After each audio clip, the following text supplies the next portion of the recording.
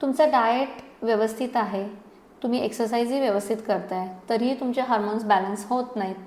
कारण याला 3 चुका कारणीभूत आहेत. या 3 मेजर चुका ज्याच्यामुळे तुमचे हार्मोन्स इम्बॅलन्सेस होतात आणि मग PCOD, थायरॉईड असेल किंवा पेरिमेनोपॉजल सिम्पटम्स असतील, हे तुमच्या कंट्रोलमध्ये येत नाही. आणि ह्या 3 मेजर मिस्टेक म्हणजे पहिली मिस्टेक आहे की तुम्ही रात्रीचं जेवण खूप लेट करत आहे. रात्रीचं जेवण हे 8च्या आधी किंवा 6 ते 8च्या दरम्यान संध्याकाळचं जेवण झालं पाहिजे. पण जर ते तुम्ही 9 नंतर 10 नंतर असं खूप लेटली तुमचं रात्रीचं जेवण होत असेल तर तुमचं मेटाबॉलिझम डिस्टर्ब होणार आहे आणि मेटाबॉलिझम डिस्टर्ब झाला तर कफा इम्बॅलन्स होतो आणि परत मग तुमचे हार्मोन्स इम्बॅलन्स होणार आहेत. दुसरी मेजर मिस्टेक म्हणजे तुम्ही जेवणानंतर कुठलेही गोड पदार्थ खात असाल.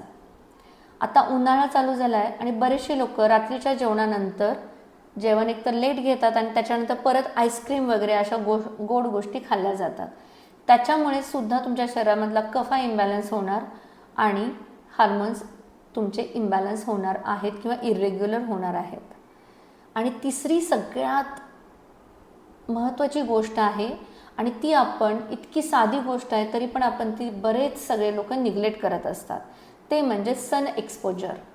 दिवसाचा काही काळ तुम्ही उन्हामध्ये राहिलं पाहिजे, कारण सूर्यप्रकाश हा व्हिटॅमिन डीचा सगळ्यात मोठा सोर्स आहे आणि व्हिटॅमिन डी शरीरामध्ये कमी पडलं तर तुमची हाडं ठिसूळ होणार आहेत, कारण तुमच्या शरीरामध्ये कॅल्शियम कमी ॲब्सॉर्ब होणार आहे.